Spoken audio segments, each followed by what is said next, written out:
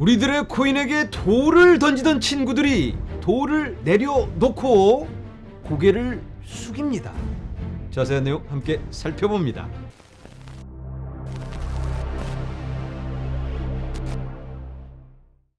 안녕하세요. LA의 비투쇼입니다.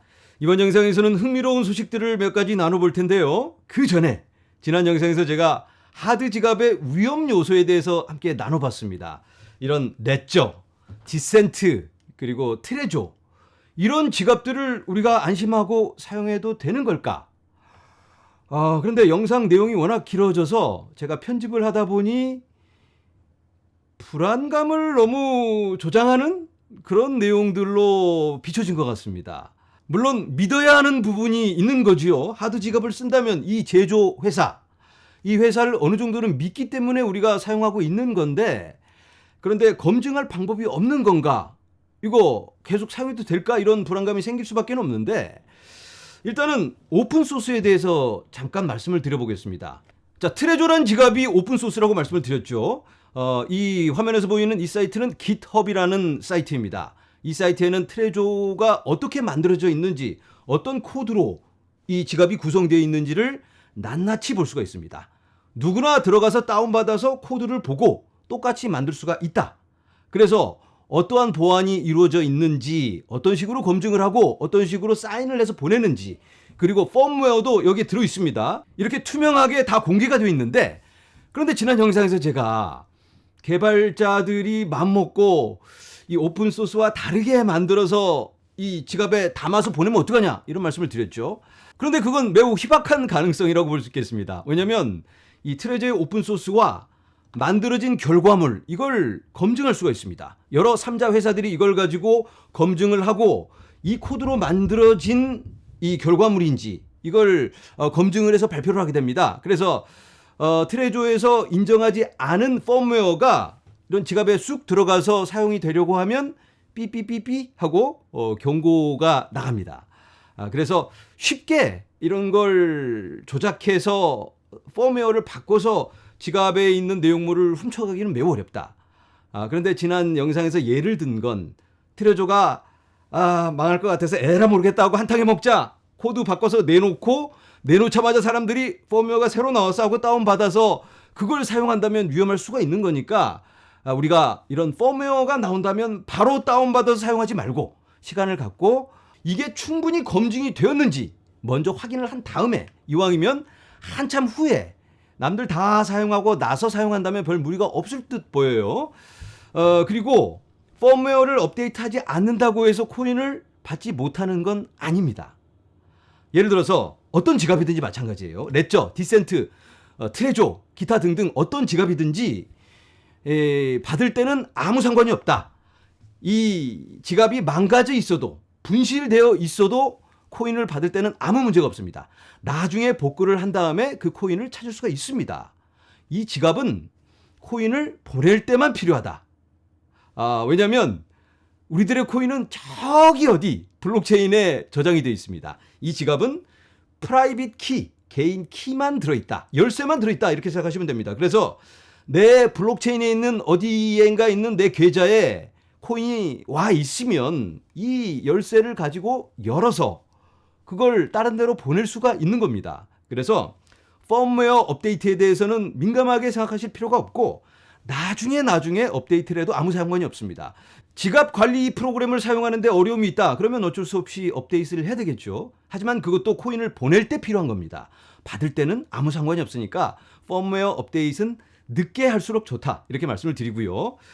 그리고 화면에 보이는 이 트레조는 오픈소스니까 어느 정도 검증이 가능하고 해킹도 거의 불가능하다 라고 볼 수도 있겠지만, 그런데 이 물리적인 이 지갑을 가지고 분해해서 빼서 해킹하는 건 성공을 했다고 하니까 그건 우리가 주의를 좀 해야 되겠습니다. 하지만 이 지갑을 우리가 가지고 있다면 해킹의 위험은 거의 없다라고 볼 수 있겠고요. 그런데 문제는 레저하고 디센트는 오픈소스가 아니잖아요. 그래서 레저를 가지고 계신 분들, 일단은 이 레저 안에 있는 펌웨어에는 여러분들의 복구 구절이 밖으로 나가는 기능은 없습니다. 일단 그렇게 얘기를 하고 있으니까 그건 믿어야 될 것 같은데, 그런데 레저가 지금 오픈소스로 전환을 하겠다고 합니다. 그래서 기다려보면서 오픈소스가 나오고 이 트레조처럼 검증이 되면서 출시가 된다면 그러면 우리가 믿고 사용해 볼 수도 있겠다 이런 생각이 듭니다. 그리고 펌웨어 업데이트는 최대한 나중에 하시면 좋을 것 같다라고 말씀을 드리고요. 이 디센트도 결국은 오픈소스로 가야 하지 않을까 이런 말씀을 드려봅니다. 아무튼 이번 레저 사태로 인해서 이 하드 지갑의 투명성이 강제되는 게 아닌가, 매우 발전적인 모습이라고 볼 수가 있겠습니다. 자, 이제 본격적인 흥미로운 소식 시작합니다. 화면에 보이는 이 사람, 피터 쉬프 들어보셨나요? 굉장히 유명한 사람입니다. 너무 유명해서 각 언론사에서 일 있을 때마다 초대를 해서 이 사람의 견해를 들어보는 그런 유명한 경제학자인데, 이 사람이 골드버그라고도 불립니다. 골드를, 금을 추종하는 사람, 금밖에 모르는, 금이 최고다, 금에 투자를 해야 된다, 이걸 외치는 사람인데 비트코인을 아주 싫어합니다. 사기다, 제로 간다, 늘 이렇게 이야기를 하는데, 이 사람이 비트코인을 처음 접한 게 한 10년 전입니다. 그러니까 그때는 한 비트코인이 1달러 정도였을 때, 그때부터 비트코인이 사기다라고 했는데 1달러짜리가 10달러가 되더니 100달러, 1000달러, 10,000달러가 되었습니다. 이 사람은 늘 비트코인 당장 팔아라, 큰일 난다, 제로 간다, 망한다, 이렇게 경고의 메시지를 날렸는데, 그리고 2년 전에는 69,000까지 갔잖아요. 그때도 이 사람이 나와서 당장 팔아라. 그런데 그때는 이 사람이 맞았습니다. 얼마나 요즘은 의기양양한지. 그때 자기 말 듣고 판 사람 감사해라, 뭐 이런 얘기를 하고 있어요. 그런데 또 몇 달 전에 또 나와서 올 초에 잠깐 올랐잖아요. 15,000, 6,000달러 하던 비트코인이 2만 달러 가까이 되니까 당장 팔아라, 지금이 고점이다, 이렇게 얘기를 했는데 비트코인이 쭉쭉쭉쭉 올라가서 뭐 거의 3만 달러까지도 치고 내려왔잖아요.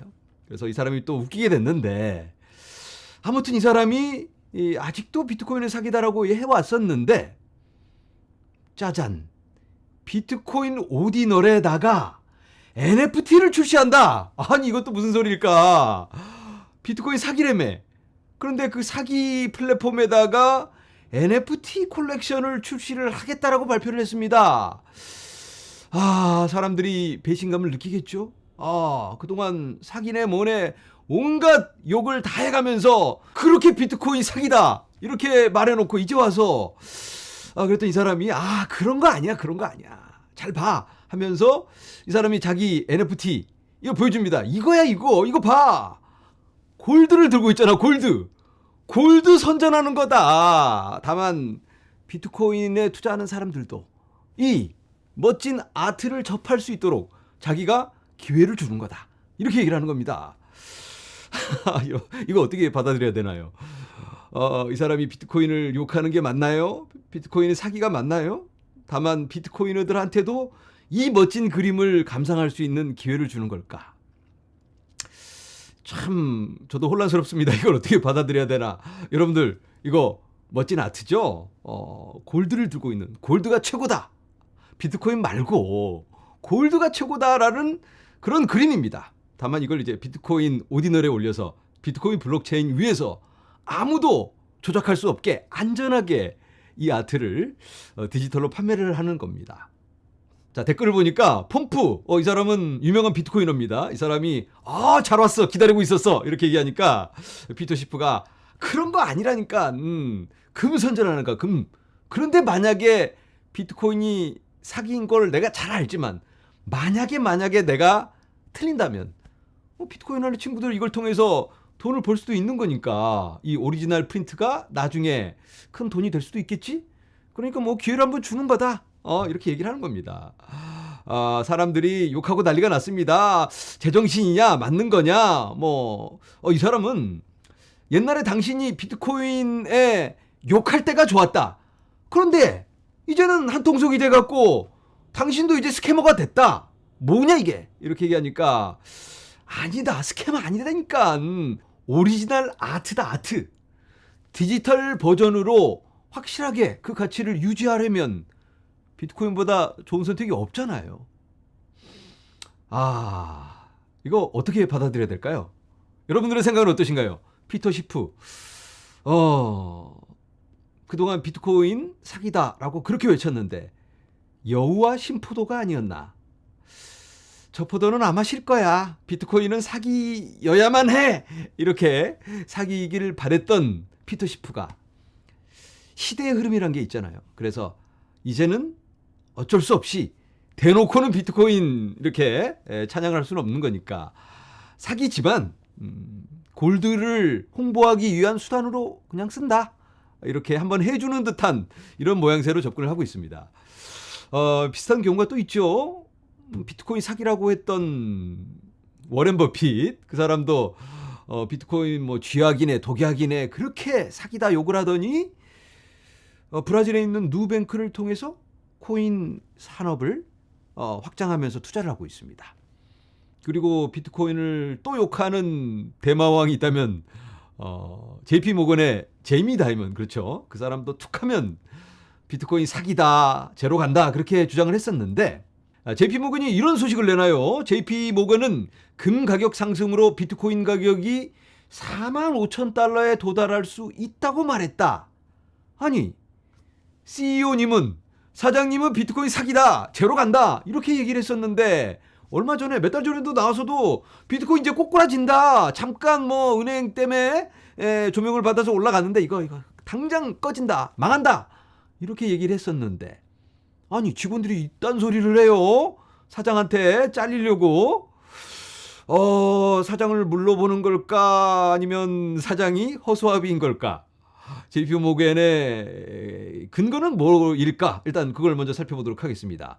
JP 모건은 45,000달러 비트코인 가격을 상한으로 간주하여 채굴 또는 생산 비용의 배가로 인한 증가 이상의 자산에 대한 잠재력이 제한적임을 나타냅니다. 번역이 조금 헷갈린데 JP 모건에 따르면 2024년 4월 또는 5월에 반감될 비트코인은 비트코인의 생산 비용을 약 4만 달러 정도로 기계적으로 2배로 늘릴 것입니다. 그쯤 되면 비트코인 생산가가 4만 달러 정도로 맞춰질 것 같다.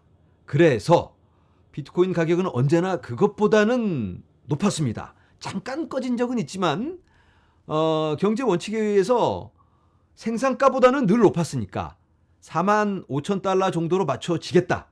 여기에 기간은 나와 있지 않은데 아마 반감기쯤 해서 이 정도로 맞춰질 걸로 예상하는 걸로 이해를 하고 있는데요. 그리고 실제로 2016년과 2020년의 이전 반감 사건은 반감기 사건 이후 가속화된 비트코인 가격에 대한 낙관적 궤적을 동반했습니다.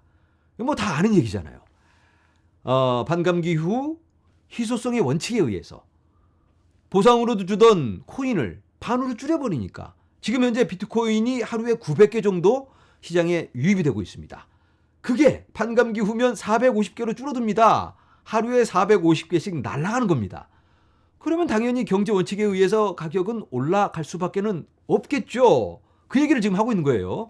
다 알고 있는 얘기지만 비트코인을 그렇게나 욕하던 제이미 다이먼의 JP 모건이 이렇게 얘기를 하고 그리고 비트코인 사기다, 당장 팔아라 그렇게 외치던 피터 시프가 비트코인을 이용해서 나도 한탕 해먹을까? 이렇게 얘기를 하니까 좀 다르게 새롭게 들리는 게 아닐까 이런 흥미로운 느낌을 갖습니다. 그리고 비트코인이 갑자기 두 번째로 큰 NFT 블록체인이 됨. 이더리움 다음으로 이제는 NFT 하면 비트코인이 되었습니다. 솔라나가 그 다음인데 솔라나의 3배 정도 된다고 합니다. 요즘 오디노를 통해서 비트코인의 이 NFT 열풍이 뜨겁습니다. 그래도 사기가 워낙 많으니까 지금은 거품이 굉장히 많이 꼈으니까 여러분들 주의가 요망이 됩니다. 자, 이제 마지막으로 스타벅스 소식을 전해보도록 하겠습니다. 여러분들 스타벅스 좋아하시나요? 커피. 아침에 스타벅스를 꼭 마셔야지 하루를 시작할 수 있는 분들도 많이 계시는데 자, 어쨌든 이 스타벅스가 NFT를 에어드랍핑을 해준다고 합니다. 6월에 웹3 리워드 프로그램의 확장이다 이렇게 얘기를 하고 있는데요. 웹3 보상 프로그램입니다. 적립 포인트. 예전에는 커피 사 먹으면 포인트를 줘서 이 포인트를 모아서 커피를 공짜로 먹을 수 있는 그런 기능을 제공했었는데 이제는 한 걸음 더 나아가서 NFT를 줘서 뭔가 의미를 부여하고 새로운 가치를 부여하게 되는 겁니다. 이 NFT는 작년 크리스마스 때 무슨 행사 때 먹었던 커피 기억나네. 그때 그 커피가 최고였어. 무슨 콜렉션.